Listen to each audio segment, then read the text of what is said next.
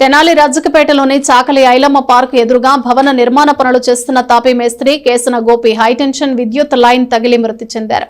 భవన నిర్మాణం కోసం పరంజాలు కడుతూ ఉండగా ఈ ఘటన జరిగింది. పట్టణంలోని నెహ్రూ రోడ్లో గల చాకలి ఐలమ్మ ఎదురుగా కొత్తగా భవన నిర్మాణం జరుగుతోంది.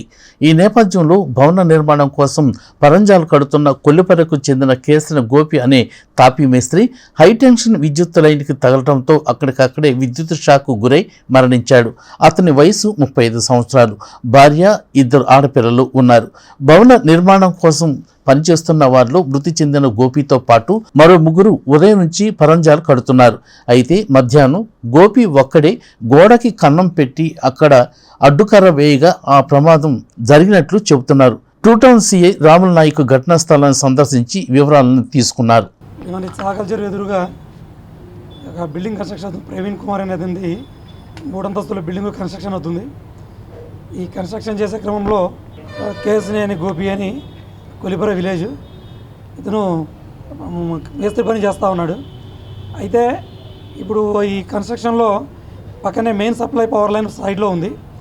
ఇతను ఒక కర్ర అంటే ఇది మనకు జామేల కర్ర ఉంటుంది కదా, ఈ జామేల కర్ర పచ్చి కర్ర ఇది.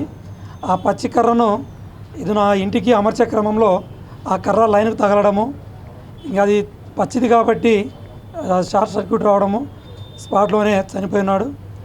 కాబట్టి ఇప్పుడు మేము దీన్ని ఎలక్ట్రికల్ యాక్సిడెంటల్ డెత్ కింద కేసు నమోదు చేస్తాము.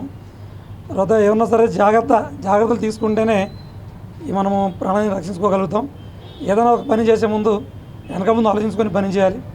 ఇది నెగ్లిజెన్స్ ఎవరిదనేది కూడా ఒకసారి కూడా విచారించుకుంటాము అని ఒక చిన్న తప్పిదం వల్ల ఒక యువకుడు 34 years ఏజ్ ఉంటుంది, ఒక నిండు ప్రాణము పోవడం జరిగింది.